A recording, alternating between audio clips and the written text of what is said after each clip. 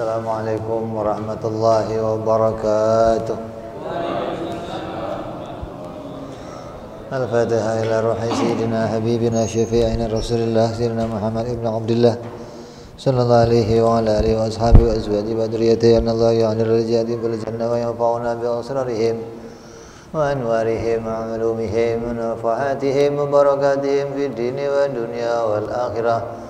جعلنا من حزبهم ويرزقنا محبتهم ويتوفنا على ملتهم ويحشرنا في زمرتهم بالعافية وسلامة لهم الفاتحة. أعوذ بالله من الشيطان الرجيم. بسم الله الرحمن الرحيم. الحمد لله رب العالمين الرحمن الرحيم مالك يوم الدين. إياك نعبد وإياك نستعين اهدنا الصراط المستقيم صراط الذين أنعمت عليهم غير المغضوب عليهم ولا الضالين آمين. بسم الله الرحمن الرحيم. نويت تعلما وتعليما وتذكرا وتذكيرا انتفاع والإفادة والاستفادة والحث على التمسك بكتاب الله وسنة رسول الله صلى الله عليه وسلم ودعاء إلى الهدى ودلالة على الخير ابتغاء مرضاته وقربه وثوابه وحسن الخاتمة مع اللطف والعافية وصلاح العاقبة. بسم الله الرحمن الرحيم. الحمد لله الذي أمد من أحبه بجنود الأنوار وألهمه بالعلوم والأسرار فصار من جملة الأخيار. أشهد أن لا إله إلا الله وحده لا شريك له الواحد القهار وأشهد أن سيدنا محمدا عبده ورسوله المختار.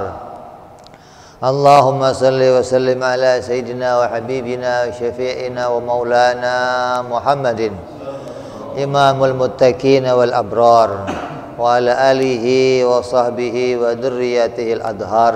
أما بعد. Segala puji kita haturkan kepada Allah. Salawat dan salam senantiasa tercurahkan atas junjungan kita, pemimpin kita Nabi Muhammad sallallahu alaihi wasallam.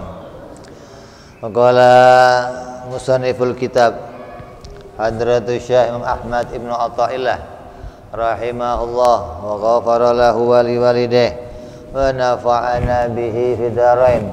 Thumma ila sahibu syarha ke Saleh Darat rahimahullah wa ghafara lahu wa liwalidayhi wa nafa'ana bihima fid dharain. Allahumma aftah qulubana futuhal arifin wa bihidmatika wansur alaina birahmatika ya arhamar rahimin. Ila anqal sampai pada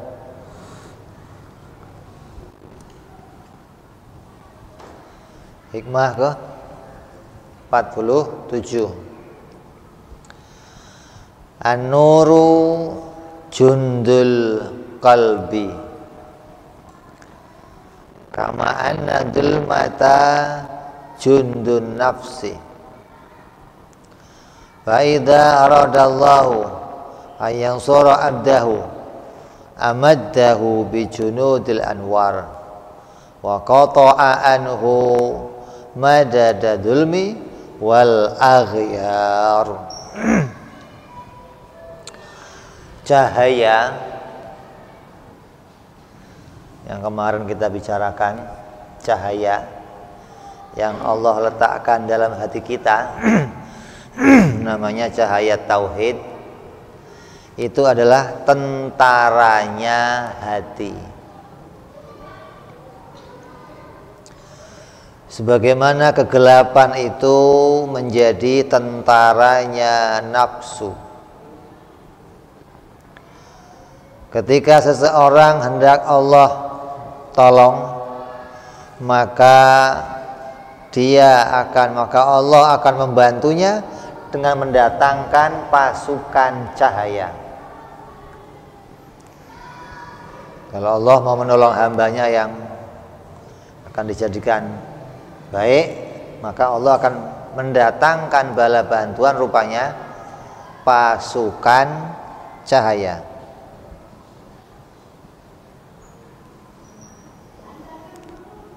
Dan memutuskan bantuan kegelapan serta kepalsuan dalam dirinya. Ini bicara antara gelap dan terang. Semua manusia itu dilahirkan dalam keadaan bodoh, tanpa ada pengetahuan. Ketika dewasa, manusia mulai mencari tujuan hidupnya, tapi dia dalam kegelapan. Yang namanya orang mencari itu nggak tahu asalnya, nggak tahu kemana tujuannya, maka dia mencari mana yang akan jadi tujuan hidup saya, kemana tujuan akhir dari hidup saya. Lalu Allah berikan cahaya ke dalam hatinya hingga dia dapat melihat tujuan hidupnya, dan cahaya itu menjadi tunggangannya atau kendaraannya menuju pada keridhaan Allah Subhanahu wa ta'ala.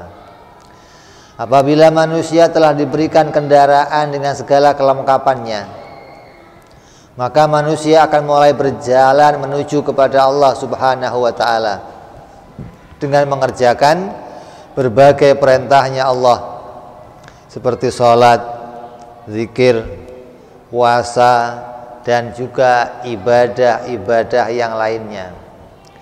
Maka perjalanan kita menuju Allah itu tidak akan mulus. Kita diberi oleh Allah petunjuk Nabi. Artinya setelah kita bisa menerima bahwa Nabi Muhammad SAW sebagai pembawa atau panutan kita. Maka ketika kita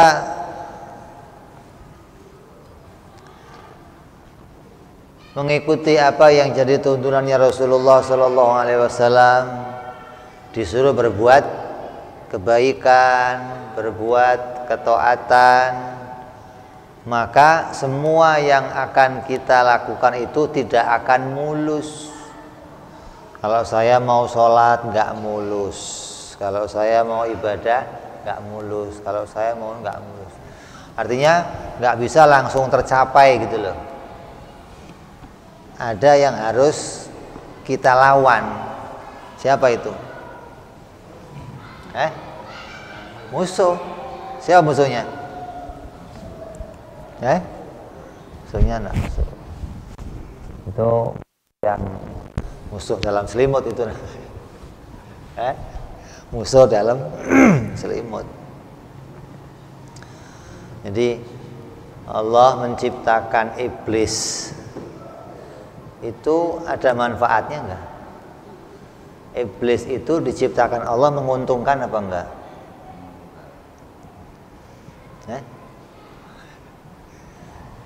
Allah menciptakan iblis itu menguntungkan apa enggak?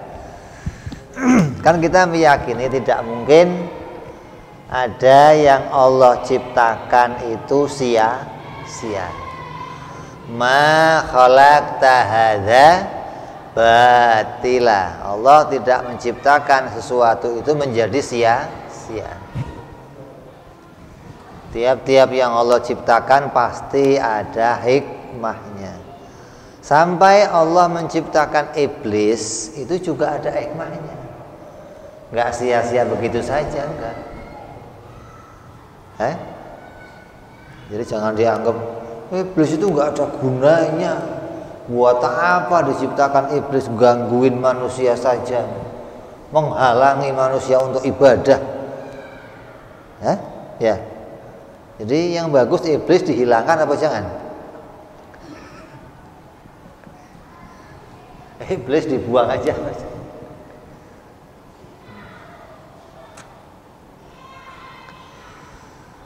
Nah, iblis itu kerjanya apa iblis itu? Menghalangi manusia ibadah.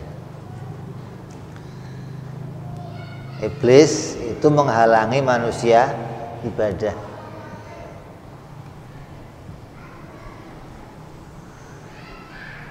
Jadi kalau malaikat bisa ibadah selama beribu-ribu tahun, selama berpuluh-puluh tahun, beribu-ribu tahun bisa ibadah, itu memang sudah sepantasnya, sudah selayaknya malaikat begitu. Sudah sepantasnya malaikat seperti itu. Kenapa? Karena ketika malaikat itu akan ibadah, tidak ada yang menghalangi ibadahnya malaikat. Nggak ada iblis, nggak ada nafsu amarah. Ya nikmat ibadahnya lancar. Mau sholat berapa tahun aja ya enteng aja. Seperti malaikat Jibril alaihissalam. Malaikat Jibril itu diciptakan oleh Allah menjadi malaikat yang paling hebat, ketuanya para malaikat. Begitu diciptakan dengan wujudnya yang sempurna, yang perkasa, malaikat Jibril bertanya, "Ya Allah, apa ada yang lain yang kau ciptakan seperti saya?" Kata Allah, "Apa? Enggak ada. Saya bikin malaikat kayak kamu cuma satu doang ini kamu. Dengan kehebatan yang begitu istimewa." Maka malaikat Jibril bersyukur kepada Allah dengan melakukan sholat. Sholatnya untuk bersyukur kepada Allah 2 rakaat. Tapi lamanya 70 tahun.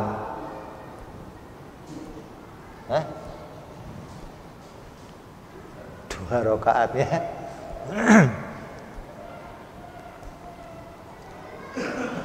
Selesai ibadah, selesai salam,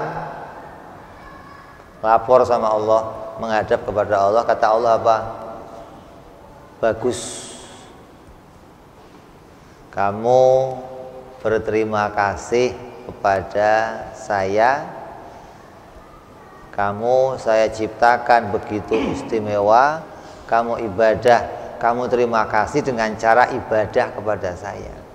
Dan ibadah yang kamu lakukan ini Jibril, tidak pernah ada satu manusia pun yang ibadah seperti itu. Baru kamu yang ibadah seperti ini. Dan gak akan ada lagi yang mampu ibadah begitu, gak ada. Orang 2 rakaat kok 70 tahun. Tapi apa kata Allah? Tapi saya gak bangga dengan sholat kamu yang lama begitu, gak bangga. Kenapa? Ya pantes wong kamu sholat nggak ada yang goda, nggak ada nafsu amarah, ya berapa lama aja bisa sholat. Saya lebih bangga, saya lebih memperhatikan sholatnya hamba yang ketika sholat Allahu Akbar, di pikirannya itu muncul pasar, di pikirannya muncul sekolahan, pelabuhan muncul, ikan masih berapa kilo muncul, yang belum laku mana muncul. Kata Allah, saya lebih senang sholatnya orang ini daripada sholat kamu. Kenapa? Karena sholatnya orang ini saya yang merintah. Dia sholat karena mengerjakan perintah saya. Tapi malaikat Jibril sholat bukan perintah Allah, inisiatif. Bersyukur kepada Allah dengan cara sholat. Artinya apa? Ibadah kita itu perlu kamu ketahui, itu ibadah yang mendapatkan harga, yang akan dihargai oleh Allah Subhanahu wa ta'ala. Allah akan meletakkan kebaikan pada diri hambanya. Allah menolong hamba-hambanya yang dikehendakinya. Siapa hamba yang Allah kehendaki, maka Allah akan tolong hamba-hamba itu. Nah, caranya bagaimana seseorang itu bisa ibadah kepada Allah? Apa kita ini tahu-tahu langsung bisa ibadah, sholat gitu? Dalam diri kita itu nggak kayak malaikat. Kalau malaikat sepi, aman, nggak ada gangguan. Dalam diri kita penuh macam-macam. Yang di luar musuhnya namanya iblis. Itu yang nggak kelihatan. Yang kelihatan, yang kelihatan manusia yang kayak iblis, itu yang kelihatan namanya.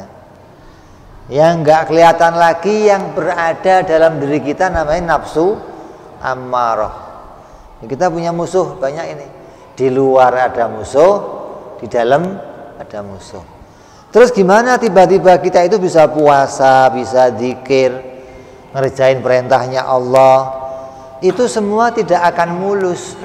Karena Allah menjadikan iblis, Allah menjadikan nafsu amarah pada diri kita.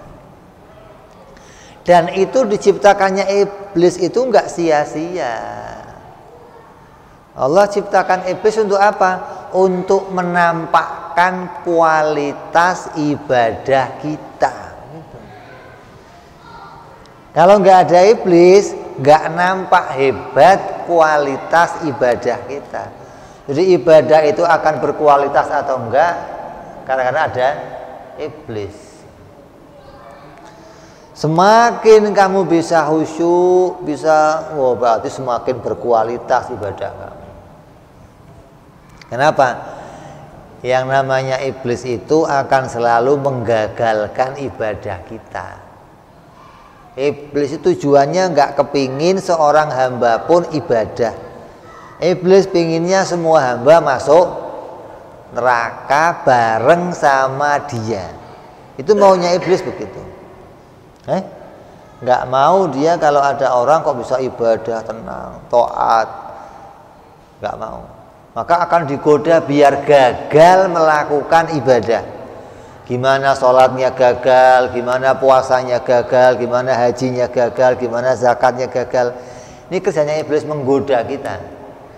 Nah, orang yang ada godaan iblis kemudian kok masih tetap bisa sholat, bisa khusyuk, bisa ibadah, ini orang yang ditampakkan oleh Allah menjadi orang-orang hebat namanya.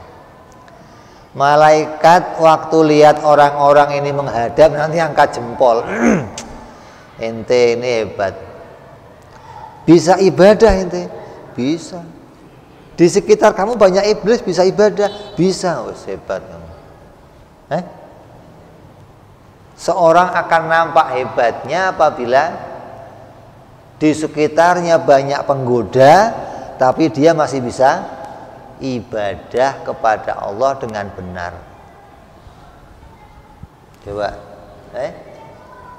Jadi ibadah yang mau kita kerjakan itu nggak akan mulus, nggak akan. Nah, yang menghambat perjalanan kita itu apa? Yang pertama adalah nafsu dan bala tentaranya. Nafsu dan bala tentaranya. Bala tentara nafsu itu apa? Bala tentara nafsu yang menghalangi kita ibadah itu apa? Setan. Apalagi anak, bini, mertua, kawan, itu bala tentaranya nafsu. Ketika dia menghalangi kita ibadah, begitu loh. Kalau dia mendukung kita ibadah, ya dia teman kita. Dia temannya cahaya namanya. Dia mendukung ibadah kita kepada Allah. Kadang nggak begitu. Orang lagi mau ibadah digoda. Masalah ini ribut, hingga nggak jadi ibadah. Nah, datang lagi masalah dari mertua, datang dari orang tua, datang dari istri, datang dari anak, sampai mau ibadah itu ruwet. Mau ngaji aja susah. Ada begitu. Asal mau ngaji, istrinya takut mas sendirian. Udah di rumah aja sih, nggak usah kemana. Mau berangkat lagi ngaji, anaknya nangis tuh, gendong dah dulu sebentar. Aduh, asal mau pergi lagi kawan datang ngajak sono sini ya, mau pergi lagi. Terus ini semuanya ini tentaranya nafsu. Kok bisa jadi tentara nafsu? Maksudnya ikut menghalangi kita ibadah gitu loh maksudnya. Jangan dikira yang jadi tentara nafsu itu cuman apa? Iblis doang, bukan. Tentaranya nafsu bisa jadi apa? Mertua, orang tua, bisa jadi apa? Kawan, adik, dunia, kantor, jabatan, apa saja banyak ini. Semua yang menghalangi kita untuk bisa ibadah dengan benar kepada Allah, maka itu namanya kawan-kawannya nafsu.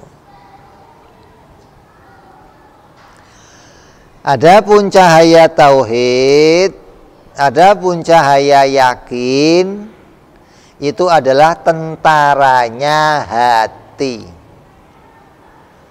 Di kita ini oleh Allah hatinya diberi tentara. Oleh Allah hati kita diberi pasukan untuk bisa mengalahkan pasukannya nafsu. Jadi ini pasukan sama pasukan kumpul. Dalam diri kita ini ada dua pasukan, pasukan gelap dan pasukan terang. Pasukan gelap itu kawannya iblis. Kawannya siapa? Iblis. Kawannya nafsu. Kawannya setan. Itu pasukan kegelapan atau syirik. Di antara tentaranya adalah nafsu ammaroh. Jadi kalau ada orang bilang ada peperangan antara gelap dan terang, hitam dan putih, tentara hitam dan tentara putih, itu setiap hari dua-duanya ada dalam diri kita. Tentara hitamnya ya ada. Tentara hitam itu apa? Kegelapan. Tentara putih itu cahaya tauhid, cahaya iman, cahaya yakin yang Allah letakkan dalam hati kita. Maka dua ini selalu perang. Makanya Sayyidina Ali pernah ngomong, kalau kamu lihat orang itu kamu ajak ngomong diem aja, cemberut aja, kamu jangan langsung buruk sangka kalau orang itu nggak menggubris kamu, enggak. Kamu harus baik sangka. Kenapa?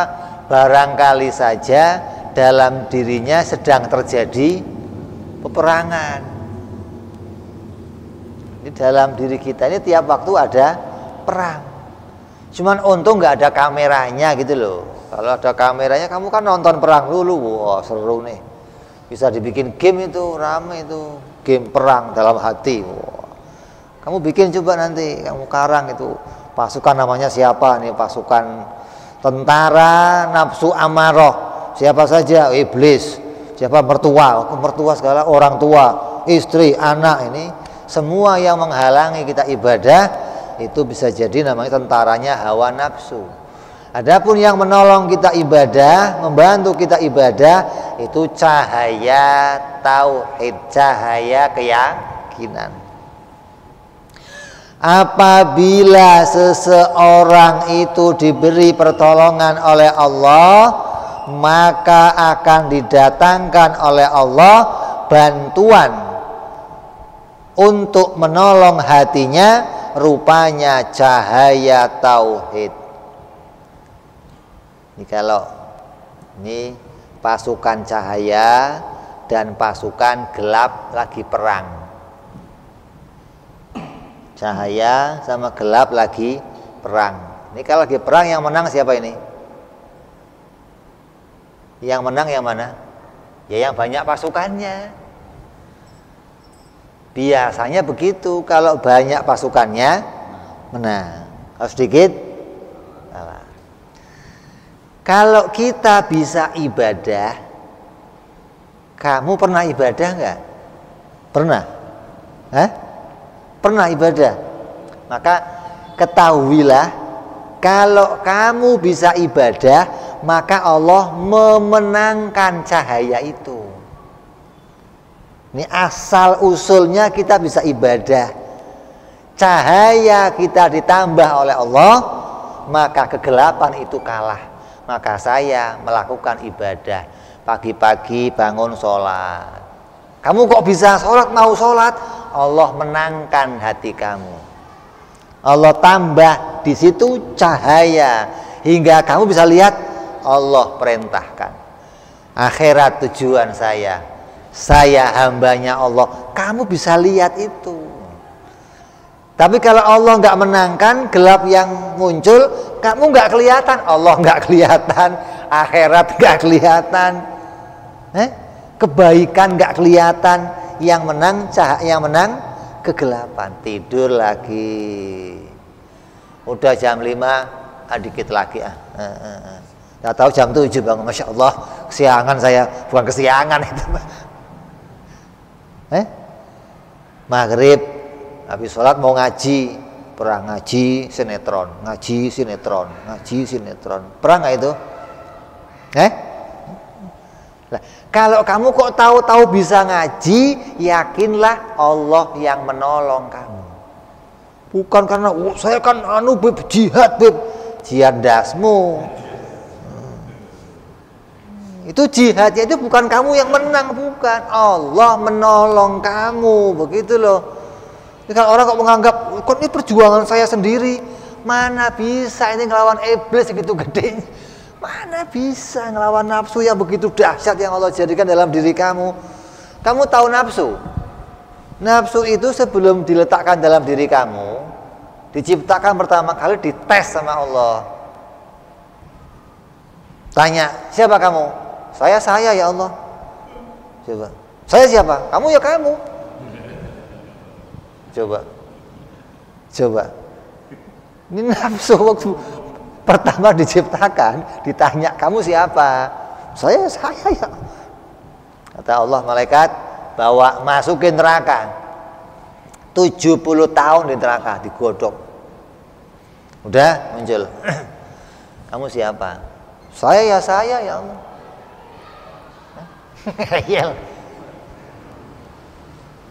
Masuk lagi, masukin lagi, godok lagi, muncul. Tanya kamu siapa? Saya ya saya. Coba, ini neraka nggak bisa menundukkan nafsu untuk mengatakan saya hambanya Allah, nggak bisa. Kata Allah apa? Cakep, tugas. Suruh tugas. Taruh dalam hatinya manusia semua dalam diri. Ketika kamu dengan nafsu yang seperti itu ada dalam diri kamu, terus kamu bisa mengatakan saya hambamu ya Allah. Oh, ini hebat, luar biasa. Berarti tunduk nafsu kamu, diem dia, kalah dia, nggak berbicara dia. Kalau dia menang, kamu nggak mau mengakui saya ya saya, ada urusannya. Saya mau kerja terserah saya, mau makan terserah saya, kamu ngatur-ngatur. Nah, kalah cahaya kamu berarti. Cahaya tauhid kamu kalah. cahaya iman kamu kalah. Jadi ini asal usulnya gimana kita bisa ibadah, gitu loh. Jadi kita ibadah itu bukan dari diri kita, bukan. Allah menolong kita. Caranya bagaimana? Dimenangkan oleh Allah hati kita dengan cara ditambahkan cahaya dalam diri kita. Dengan cahaya itu apa yang saya lihat? Saya bisa lihat Allah Tuhan saya, akhirat tujuan saya, ibadah pekerjaan saya. Itu kelihatan gitu loh dengan cahaya itu. Nah kalau cahaya ini hilang, kalau cahaya ini hilang, fulus lebih utama, toko lebih utama. Itu adzan, nanti dulu nih pelanggan masih banyak, nggak kelihatan, gitu loh. Hatinya itu digelapkan oleh Allah dengan cara apa? Tentara tauhidnya dikurangin atau gelapnya ditambahin.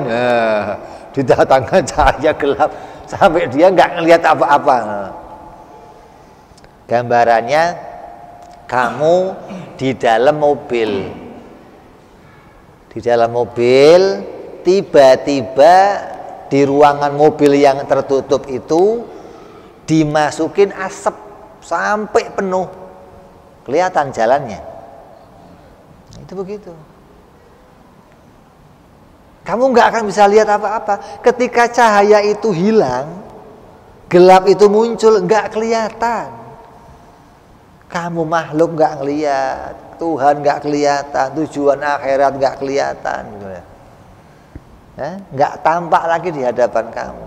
Yang tampak kesenangan, yang tampak harapanmu, yang nampak fulus, yang nampak yang enak-enak, yang nampak ini nggak kelihatan semua. Jadi dari sini kita ngakuin ibadah itu atas pertolongan Allah, bukan muncul dari diri kita sendiri, bukan. Allah menolong hati yaitu cahaya tauhid, dan juga Allah akan memutuskan penolong untuk nafsu yaitu kegelapan syirik dan kegelapan yang mungkin terjadi. Maksudnya bahwa sungguhnya cahaya tauhid itu dan cahaya syirik itu senantiasa keduanya selalu berperang dalam hati kita. Itu terus sampai nanti yang namanya nafsu amarah bisa ditundukkan. Berganti jadi apa? Nafsu lawamah, nafsu mutmainnah, nafsu murji'ah, nafsu ibadah. Terus ini meningkat ini. Maka sudah tunduk itu. Di hati kamu sudah penuh dengan cahaya. Selama ini belum kalah, ya terus perang, terus perang terus. Yang menang siapa? Ya nggak tahu. Kita hanya bisa berharap, ya Allah, mudah-mudahan saya dimenangkan hari ini. Mudah-mudahan cahaya saya ditambahkan, ya Allah, dikuatkan, ya Allah, cahaya kegelapan sirnakan dalam diri saya, Allah. Itu yang bisa kita harapkan tiap waktu. Contoh ketika hati kita tertarik untuk berbuat amal ibadah seperti puasa, sholat, lalu datang tentara nafsu dengan berbagai macam model mengajak kita untuk meninggalkannya. Tentara nafsu datang siapa aja ini? Macam-macam. Kantor ngasih kerjaan berat, orang tua, kadang istri, kadang anak, tetangga datang, teman-teman datang. Ini semua nih Allah jadikan ujian-ujian. Gelap-gelap ini datang mengajak kita biar nggak jadi tadi puasanya.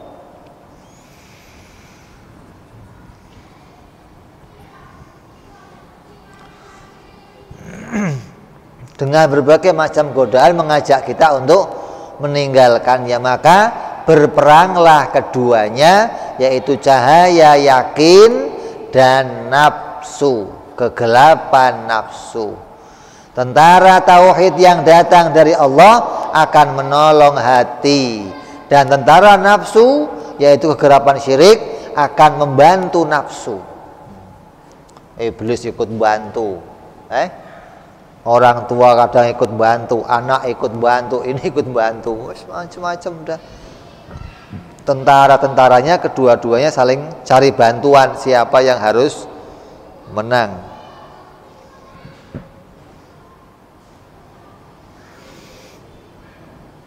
Ketika keduanya bertemu dalam satu barisan, maka akan terjadi peperangan yang sengit antara keduanya. Pada saat itu tidak ada jalan lain kecuali kita berserah diri kepada Allah dan berharap diri kita dimenangkan oleh Allah. Kamu mau jalan nih, sholat enggak, sholat enggak. Saat itu ya Allah menangin, ya Allah kuatkan, ya Allah sholat. Nah begitu. Mau ngaji enggak, ngaji apa enggak, menang ya Allah. Kadang kok ya tidur, kalah berarti. Jangan kalau sudah ngotot menang, nggak mesti ngotot ngantuk tapi tidur.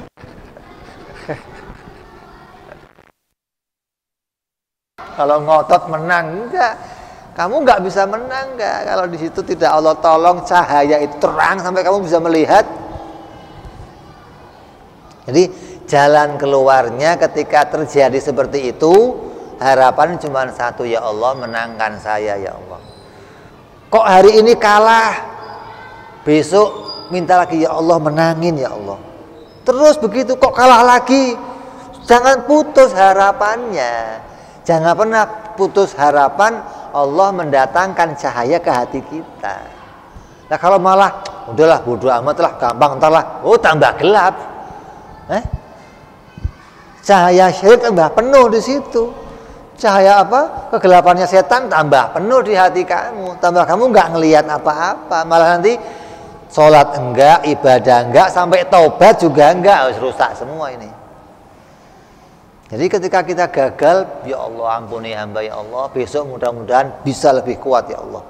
Kok gagal lagi, ya Allah ampuni ya Allah, besok kuat lagi. Terus begitu. Karena yang diharapkan kita, cahaya yang ada dalam hati kita itu ditambahkan oleh Allah hingga saya bisa melihat kebaikan, melihat kehambaan saya, melihat ketuhanannya Allah. Ini akan terlihat oleh hati kita.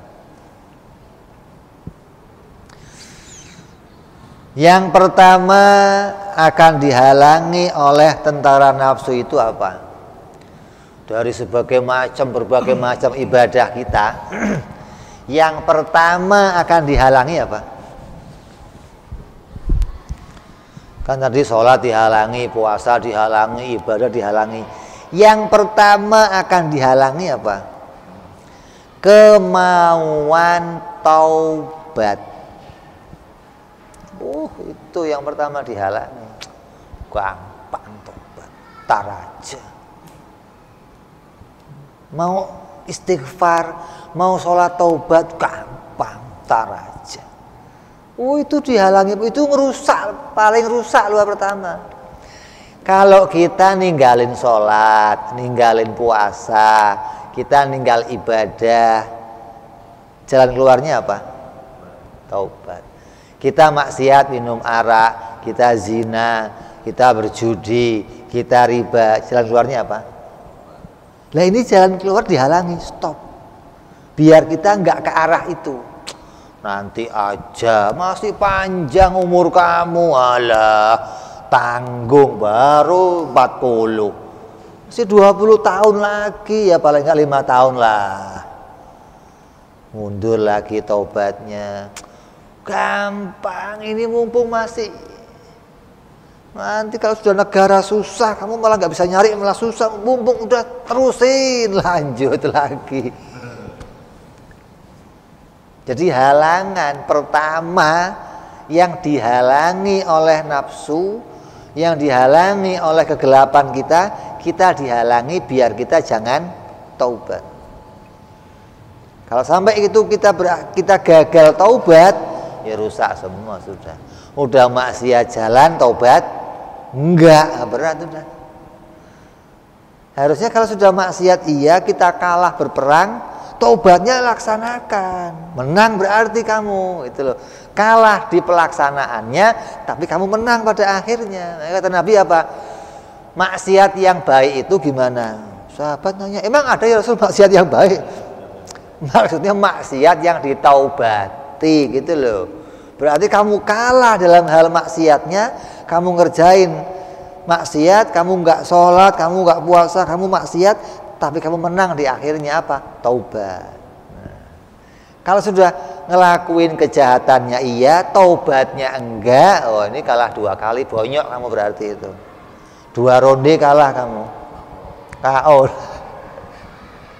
Jadi kalau kamu ronde pertama kalah, jangan sampai 2 ronde kalah. Apa ronde berikutnya?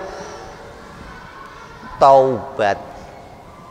Ibadah itu bagian diantaranya adalah taubat. Taubat itu diantaranya ibadah itu. Kalau orang kalau sudah mau taubat berarti dia mau ibadah. Tapi kalau sudah nggak mau taubat, oh, ini yang rusak.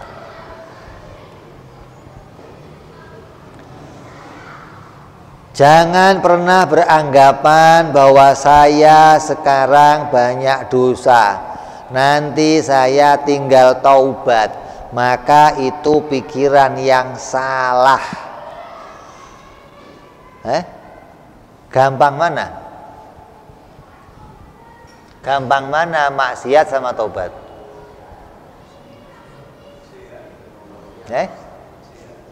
Gampang mana? Maksiat. Kata orang maksiat sama taubatnya gampang maksiat. Lah kalau meninggalkan maksiat berat nggak? Berat. Sama taubat berat mana?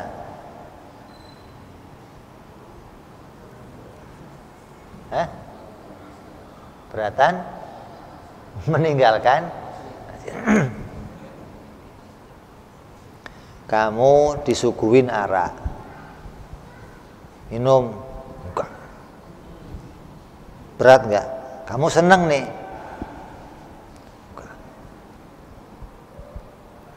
Ada orang pikirannya udah minum aja, berat nih, minum aja, nanti gampang tobat. Udah minum aja, nanti gampang tobat. Ya, kenapa? Meninggalkan untuk nggak minum itu berat. Berat apa enggak? Untuk menolak kita biar nggak minum berat nggak? Berat. Lah, di pikirannya tercetak apa? Ini susah meninggal ini. Lebih gampang taubatnya.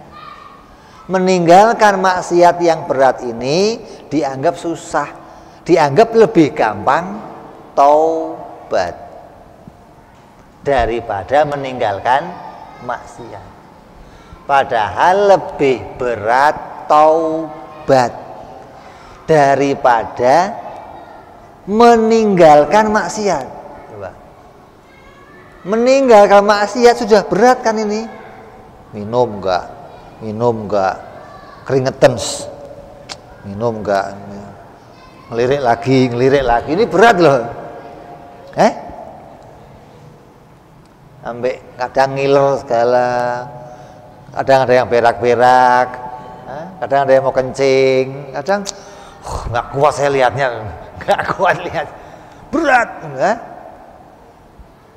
tapi lebih berat taubat. Kok bisa?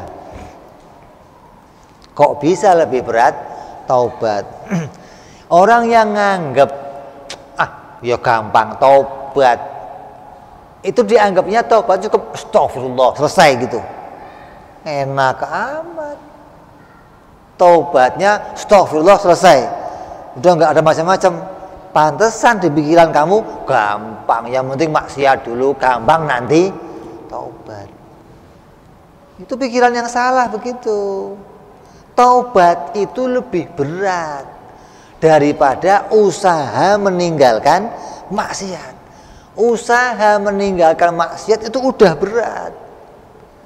Kamu harus punya pikiran, nanti kalau taubat lebih berat dari ini, gitu loh. Hingga kamu nggak akan mau maksiat. Karena punya anggapan taubatnya lebih berat dari meninggalkan maksiat. Tapi kalau meninggalkan maksiat mah berat, lebih gampangan taubat. Oh ya, kamu akan milih ini. Minum gampang taubat, minum gampang taubat. Taubat dianggap gampang. Nah, ini hati-hati, ini salah pemikiran itu. Kamu rubah pikiran kamu harus.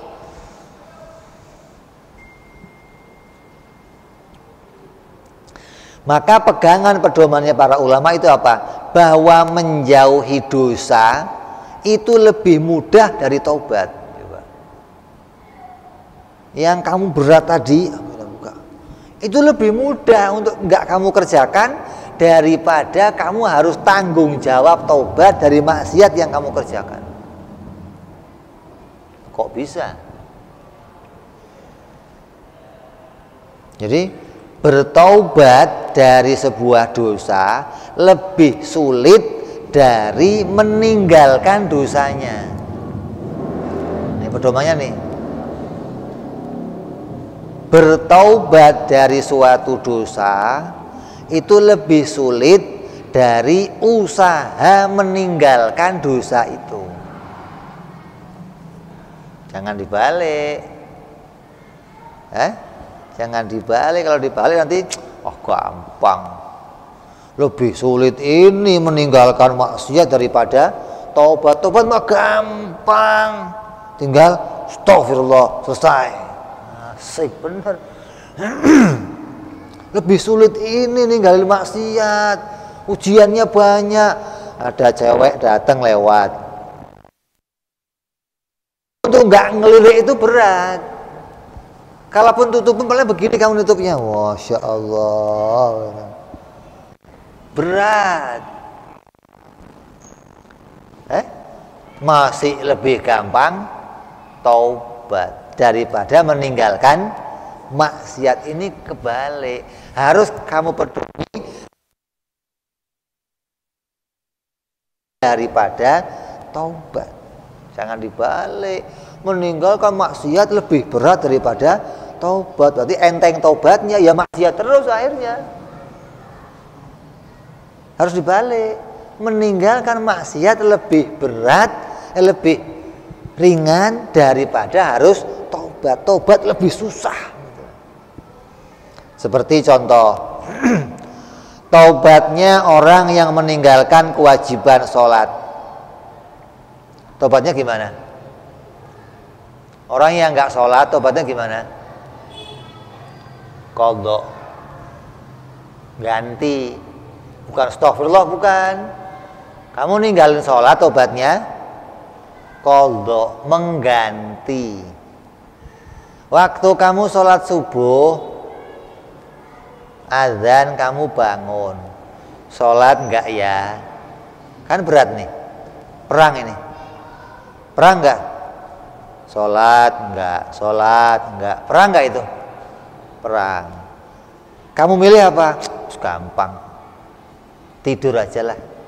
Kan maksiat, nanti gampang taubat. Nah, kamu milih tidur karena punya anggapan nanti gampang taubat.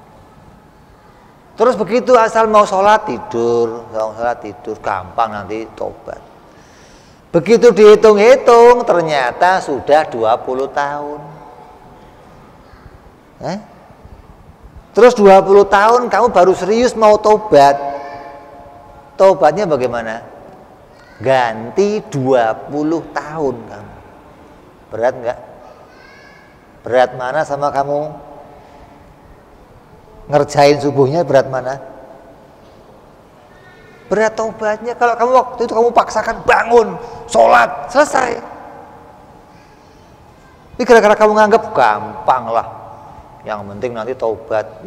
Taubatnya malah susah. Udah wajib subuhnya kamu kerjakan, tambah lagi kewajiban kamu kerjakan lagi, double sholat. Yang kemarin sekali aja berat, sekarang sudah 2 kali tambah berat lagi. Gitu loh. Yang pertama kamu ninggalkan sholat, cuma ninggal 1 sholat. Kamu anggap suruh ngerjain 1 itu berat. Begitu kamu tinggalkan, kamu anggap gampang. Terus kamu taubat, kamu harus ngerjain 2 kali sholat, apa nggak tambah berat ini? Kalau cuma sekali mending nggak sudah 20 tahun. Dan itu kamu harus hitung berapa kali saya udah nggak sholat. Oh saya pernah sekali, oh saya pernah. Dan harus jelas hitungannya. Nggak cukup pakai istighfar, nggak cukup. Harus diganti dengan detail berapa kali saya udah nggak sholat, ganti qadha. Itu lebih berat gitu loh.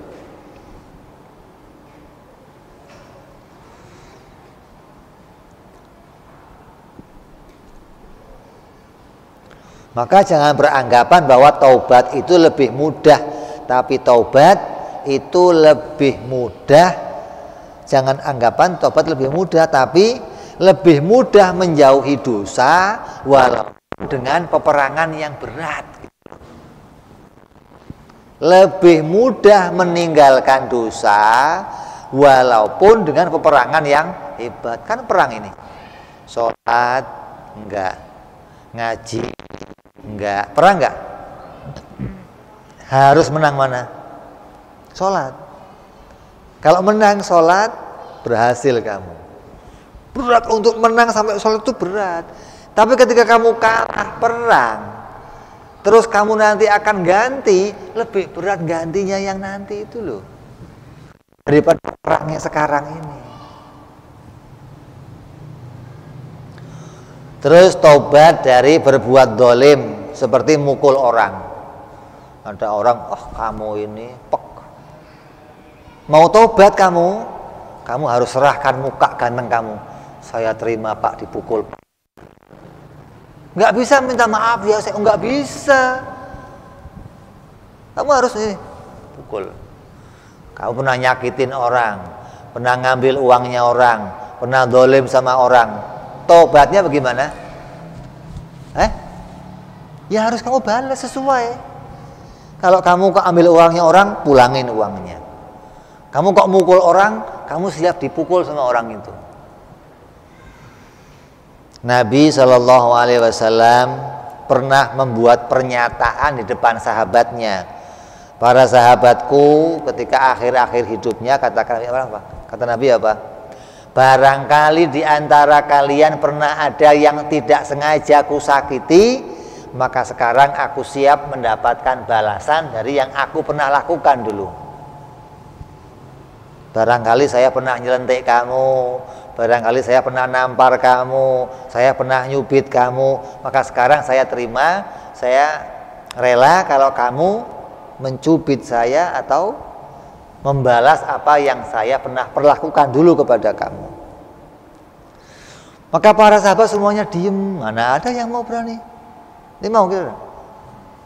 Saya ya Rasulullah. Oh, ada sahabat, lu apaan sih? Semua sahabat terdiam kecuali satu orang berdiri. Oh, ini orang udah berdiri, sahabat ngeliatin. Ini marit orang ini, sakit apa ini orang? Saya ya Rasulullah, dia mengatakan. Dulu saya pernah berdiri di belakang kudamu ya Rasulullah. Ketika engkau mau menyabet, maka kena saya duluan. Saya tersabet pecut yang mau kamu pukulkan ke kudamu. Nah, pas begini kena saya. Saya nggak terima ya Rasulullah. Oh, saya mau balas. Ya sudah, maju balas. Dulu saya waktu kena buka baju ya Rasulullah. Gimana? Terus gimana? Ya biar pas buka baju ya Rasulullah. Dibuka bajunya Rasulullah. Sahabat udah bawa batu nih orang. Bawa pentung. Ini orang apa sih ini maunya? Semuanya siap menggantikan Nabi gitu loh. Udah saya dipukul-pukul, pukul saya aja. Oh nggak bisa. Nabi yang mukul saya, Nabi harus. Sahabat gemes. Ya Allah, ini orang apa maunya?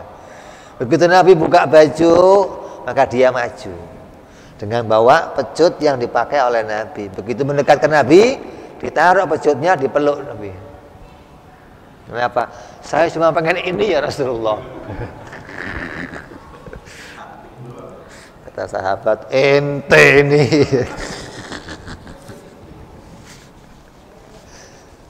begitu. Jadi orang yang taubat dari berbuat dolim, taubatnya gimana? Dibales. Kamu ada orang mau kamu tampar, berat kamu, gemes saya pengen nampar dia, jangan. Kalau kamu tampar, nanti kamu taubatnya ditampar lagi itu lebih berat, gitu loh. Tangan kamu kecil, tampar. Pas yang kamu tampar gede tangannya, apa enggak? Waduh, ini mah serem kayaknya. Jadi kamu harus mikir 2 kali nih. Menahan dosa lebih mudah dari taubat, begitu loh. Jangan dibalik. Taubat lebih gampang. Ini yang penyebab orang maksiat ini. Jadi taubat lebih sulit dari meninggalkan maksiat.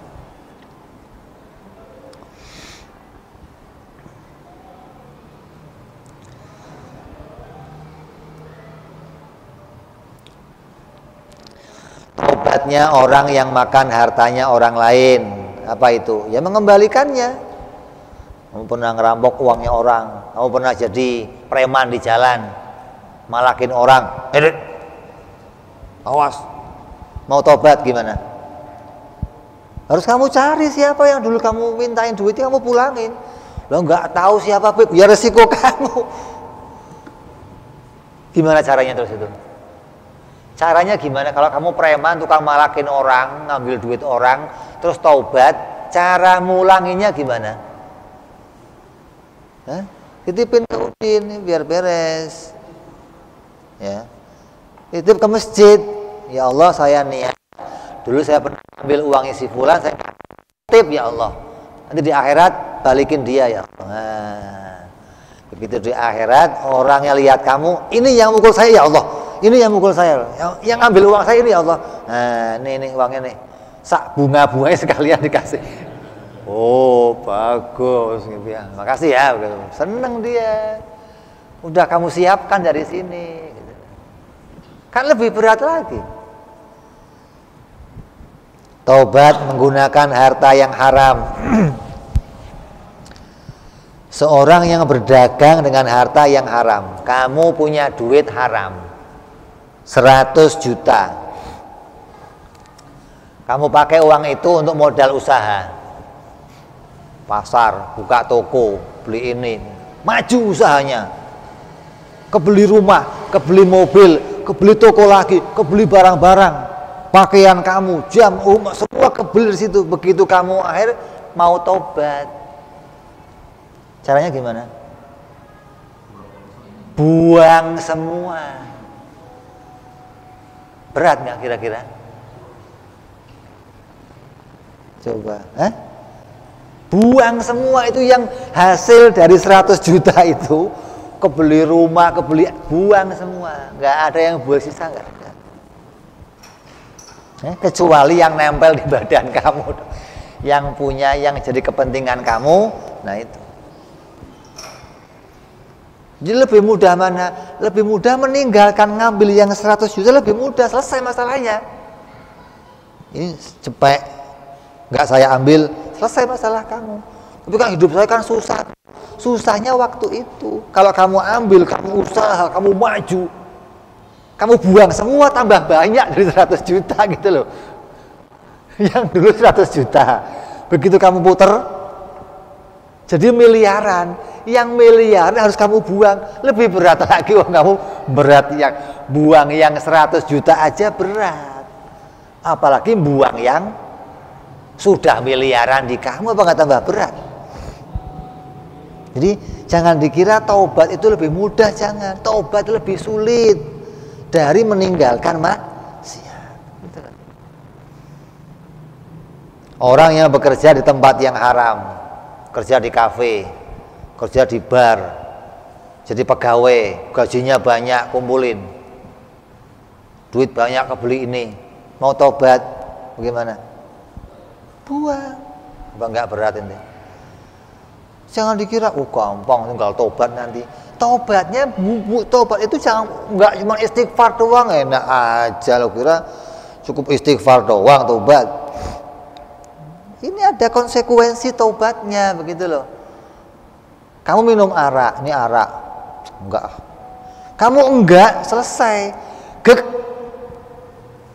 40 kali cambuk kamu. Kan berat ini taubatnya. Berat mana? Ninggalin enggak minum dengan dipukul 40 kali berat mana? Gitu loh. Jadi taubat lebih berat daripada meninggalkan maksiatnya. Saya enggak kuat tinggal maksiat, Bib. Kuat dicambuk ini lebih enggak kuat kan berat. Meninggalkan maksiat enggak kuat, dicambuk lebih enggak kuat lagi. Berarti lebih berat mana? Itu loh. Betapa sulitnya taubat itu, gitu loh. Jangan kamu anggap remeh ini. Maka apabila Allah berkenan menolong hambanya, Allah akan hilangkan dari si hamba itu kegelapan syirik, kegelapan hawa nafsu, dan Allah akan meletakkan cahaya keyakinan di hatinya. Allah hilangkan keraguan-raguan. Ya, ini Allah berikan cahaya yakin. Maka dengan yakin Allah datangkan pertolongan. Yakin ya Allah, mesti ada pertolongan. Kayak tadi 100 juta. Ambil enggak. Kalau Allah menghendaki kamu menang enggak ngambil ini, Allah letakkan cahaya yakin dalam hati kamu. Apa yakinnya? Allah pasti memberi jalan keluar.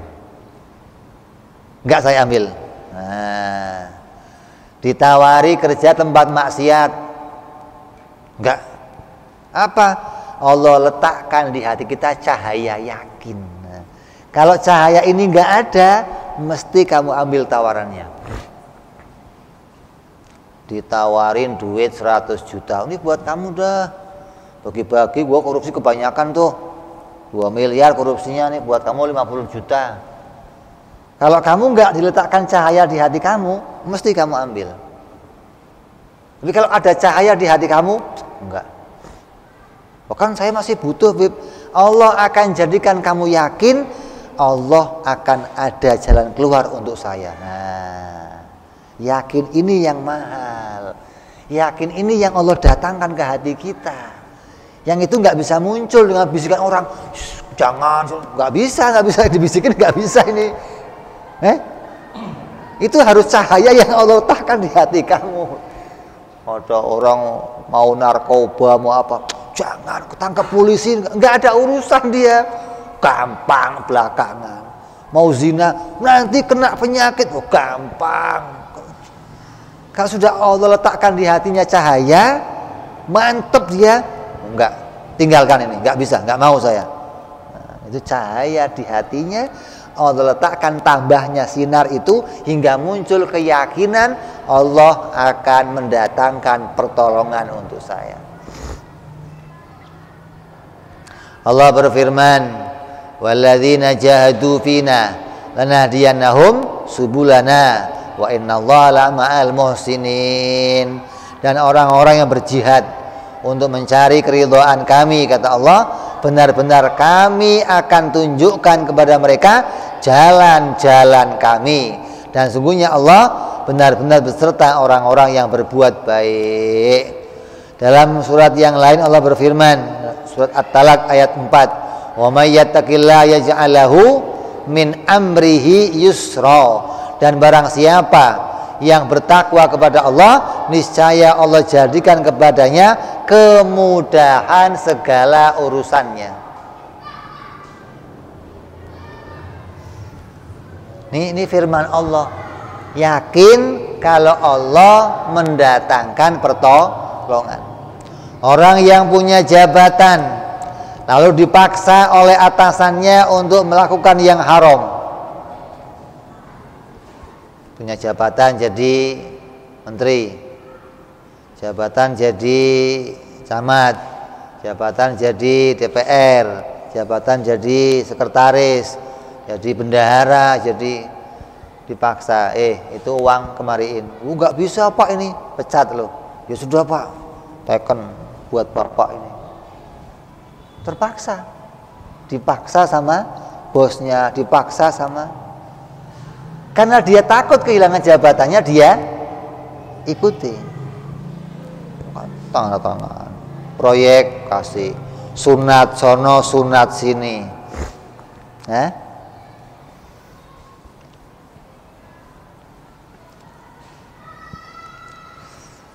Maka apabila dia itu mau taubat, maka cara taubatnya harus meninggalkan jabatan itu dan membuang semua yang haram-haram yang telah dia terima. Bisa nggak dia taubat? Bisa. Apa taubatnya?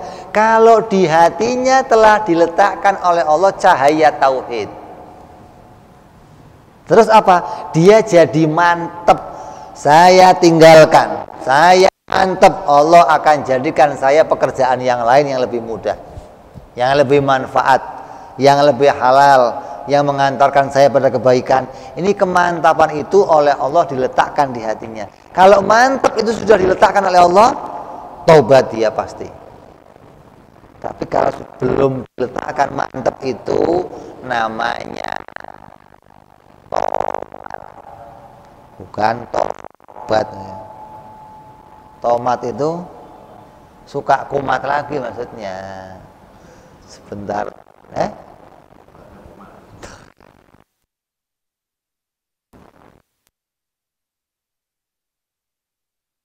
mantap dalam bertaubat, siap meninggalkan semuanya sehingga dia mau kembali dari nol, mantap dalam Subhanahu wa ta'ala.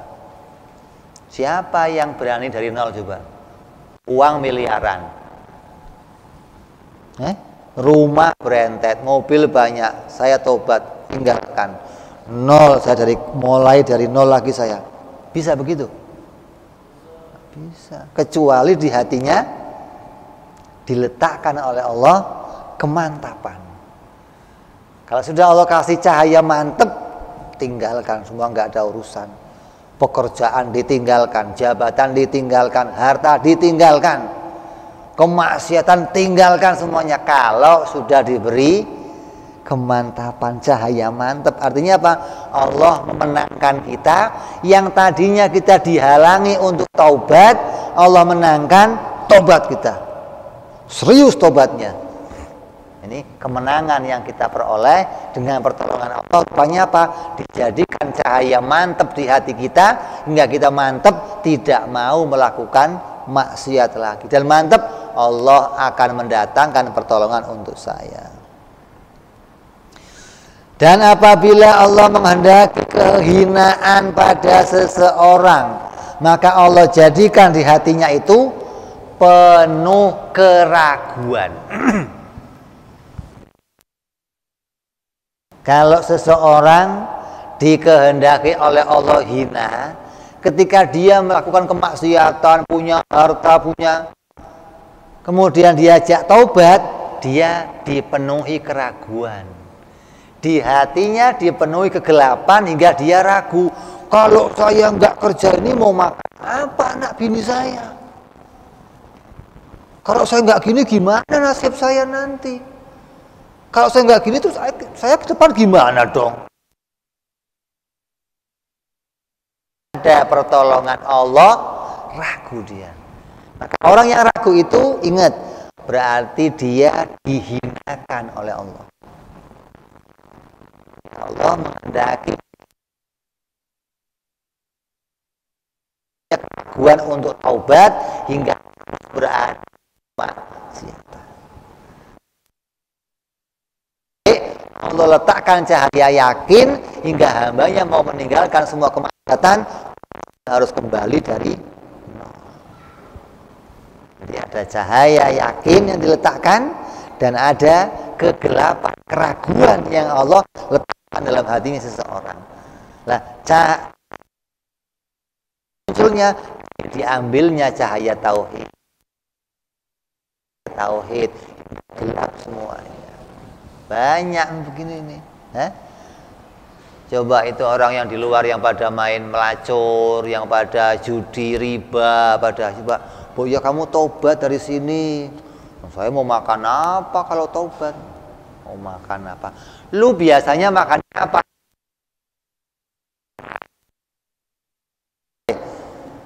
Dari mana? Loh, kok dari mana? Kamunya dari mana? Wujud kamu dari mana? Kok dari mana? Wujud kamu ya dari sono, kok dari mana? Ini bagaimana sih ya? Ini antara cahaya keyakinan dan kegelapan keraguan dalam hati kita. Ini dari sini puncaknya ini. Kenapa kok kita serius mantep? Saya mau tobat, saya mau, karena Allah masih meletakkan di hati kita cahaya apa? Kegelapan keraguan. Hingga nggak bisa memberikan kemantapan dalam hati kita. Kalau saya melepaskan ini, dari mana lagi saya akan biayai hidup saya, keluarga saya? Maka dia tidak akan mau meninggalkan semua itu apapun yang telah dia peroleh. Terus cara mendatangkan cahaya yakin yang ada dalam hati kita gimana caranya? Biar di hati kita itu muncul cahaya tauhid. Biar di hati kita muncul cahaya yakin. Caranya gimana? Caranya belajarlah ilmunya yakin. Kalau kamu nggak pernah belajar ilmu yakin, kamu nggak diletakkan oleh Allah cahaya keyakinan. Artinya ini cahaya ini harus pakai proposal. Ini nggak pakai proposal gimana? Hah? Punya proposalnya? Pernah bikin proposal? Jangan gampang-gampang, nunggu aja yang penting kalau cahaya masuk ya nanti kita kapan datangnya cahayanya, begitu loh. Harus ada proposal, harus ada yang mengantarkan kamu untuk memperoleh. Datangnya cahaya itu dimulai dari belajar ilmunya yakin. Apa itu? Ilmu tauhid. Ilmu itu akan mengantarkan kamu, Allah berikan di hati kamu cahaya keyakinan. Hingga kamu punya keberanian untuk meninggalkan semuanya itu, taubat karena Allah Subhanahu wa taala.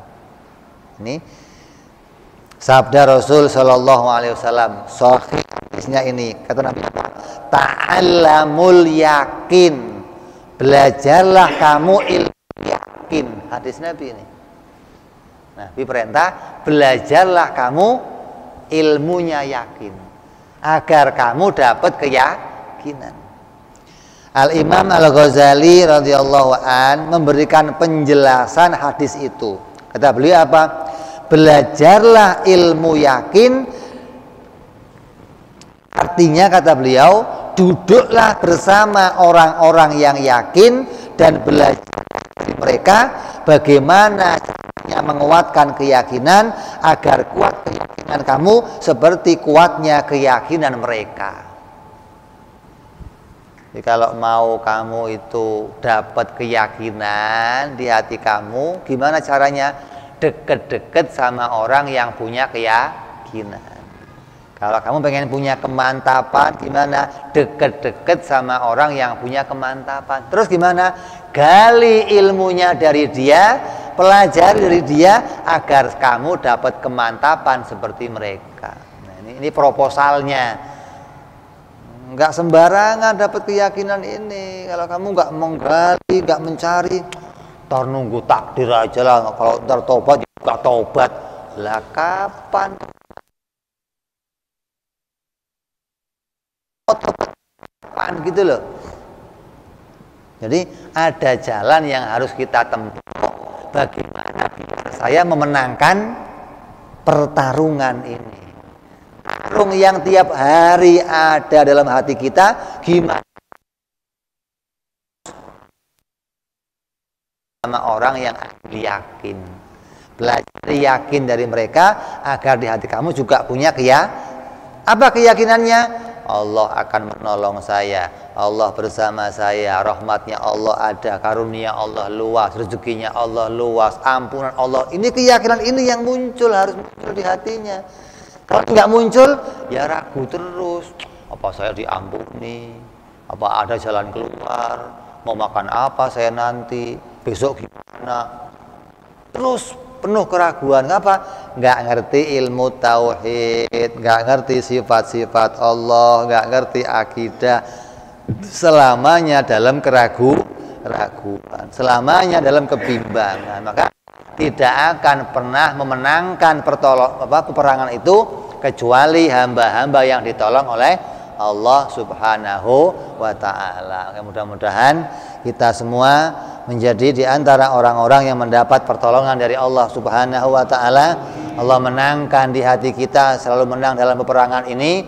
Allah limpahkan cahaya dalam hati kita, Allah kuatkan cahaya itu, Allah tanamkan cahaya di hati kita, dan tidak berkurang cahaya itu.